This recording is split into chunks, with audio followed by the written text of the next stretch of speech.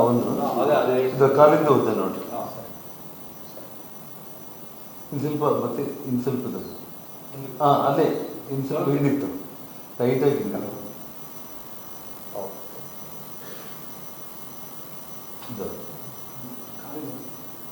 ಆಯ್ತಾ. ನೆಕ್ಸ್ಟ್ ಹೆಣ್ಮಗಳೇ ಹಾಗೆ ತಗೊಂಡು ಕರೆದ ಪುಡಿ ಆಗ್ತಾ ಇದ್ರು.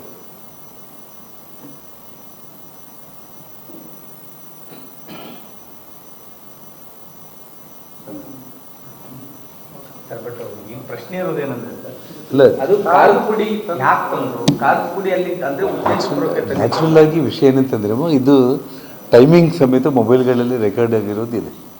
ಯಾವ ಟೈಮಲ್ಲಿ ಅಲ್ಲ 9:30ಗೆ ಅಂದರೆ 7 ಗಂಟೆಗೆ ಜನಾರ್ದನ್ ರೆಡ್ಡಿ ಅವ್ರ ಮೇಲೆ ಶ್ರೀರಾಮುಲು ಅವ್ರ ಮೇಲೆ ದಾಳಿ ಆಗಿದೆ ಅಂತೇಳಿ ಏನು ಎಲ್ಲ ಇಡೀ ಸಿಟಿಯೆಲ್ಲ ಸ್ಪ್ರೆಡ್ ಆಯಿತು. ಸೊ 9:09ವರೆಗೆ ಇಡೀ ಸಿಟಿಯಿಂದ ಎಲ್ಲರೂ ಓಡಿ ಬರ್ತಾರೆ ಏನಾಗಿದೆ ಅಂತೇಳಿ. ಬರೋವಂಥ ಟೈಮ್ನಲ್ಲಿ ಫೈರ್ ಆಗಿದೆ ಅಂದ ತಕ್ಷಣ ಅಟ್ಲೀಸ್ಟ್ ಅವ್ರ ರಕ್ಷಣೆಗೆ ಅವರು ಈವನ್ ಖಾರದ ಪುಡಿ ಆದರೂ ತೊಗೊಂಡು ಬಂದಿದ್ದಾರೆ ಅಷ್ಟೇ. ತೊಗೊಂಡು ಬಂದು ಮತ್ತೆ ಅವನು ಆ ಲೇಡಿನ ಅವನೊಬ್ಬ ಯುವಕನಾಗಿಬಿಟ್ಟು ಕಾಲಿಂದ ಹೊಡಿತಾ ಇದ್ದಾನೆ. ಅವನು ಹೊಡೆದಾಗ ಖಾರದ ಪುಡಿ ಚೆಲ್ಲಿದ್ದಾರೆ ಅಷ್ಟೇ. ಆ ಸಂದರ್ಭದಲ್ಲಿ ಏನೋ ಇದು ಮಾಡಿದ್ರು ಅಂತೇಳಿ ಏನೋ ಒಂದು ಆಯುಧ ತಗೊಂಡು ಹೊಡೆಯೋದೂ ಅಫೆನ್ಸ್ ಅಲ್ವಾ ಸರ್? ಬಟ್ ಈ ಟೈಮಲ್ಲಿ ಖಾರದ ಪುಡಿ ಹರಿಸುವಂಥದ್ದು, ಬಟ್ ಅವ್ರು ಅದನ್ನೇ ಬೇರೆ ಯಾರಾದ್ರೂ ಇದ್ದವ್ರು ಬಂದವ್ರನ್ನ ತಳ್ಳಾಡ್ಬೋದು ಅಂತ ಏನಾಗ್ಬೋದು ನೋಡಿ.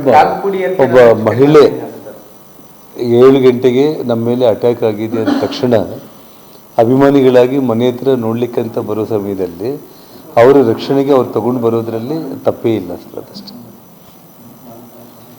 ಅದರಿಂದ ಏನು ಅನಾಹುತ ಆಗಿಲ್ಲ ಅಷ್ಟೇ. ಅಂದರೆ ಗುಂಪು ಅಟ್ಲೀಸ್ಟ್ ಅಮ್ಮನ ಮೇಲೆ ದಾಳಿ ಮಾಡಿಲ್ಲ ಒಬ್ಬ ಹೆಣ್ಮಗಳು ರಕ್ಷಣೆಗೆ ಇದು ಮಾಡ್ಕೊಂಡಿರೋಂಥ ವಿಷಯ ಅದು. ಅವನು ಅಟ್ಯಾಕ್ ಇಲ್ಲ. ಇವಾಗ ನೋಡಿ, ನೀವೇ ನೋಡಿದ್ರಲ್ಲ, ಅವನು ಹುಡುಗ ಥಿಯೇಟರ್ ಶಿವ ಅನ್ನೋನು ಕಾಲಿಂದ ಹೊಡಿತಾ ಇದ್ದಾನೆ ಹೆಣ್ಮಗಳಿಗೆ. ಕಾಲಿಂದ ಹೊಡೆದಿದ್ದಕ್ಕೆ ಹೆಣ್ಮಗಳು ಖಾರದ ಪುಡಿ ಹರಿಸಿರೋವಂಥದ್ದು. ಅವನ ಪಾಟಿಗೆ ಅವ್ನು ಸುಮ್ಮನೆ ಇದ್ದಿದ್ರೆ ಆ ಹೆಣ್ಮಗಳು ಅವನ ತಂಟೆಗೆ ಯಾಕೆ ಹೋಗ್ತಾಳೆ?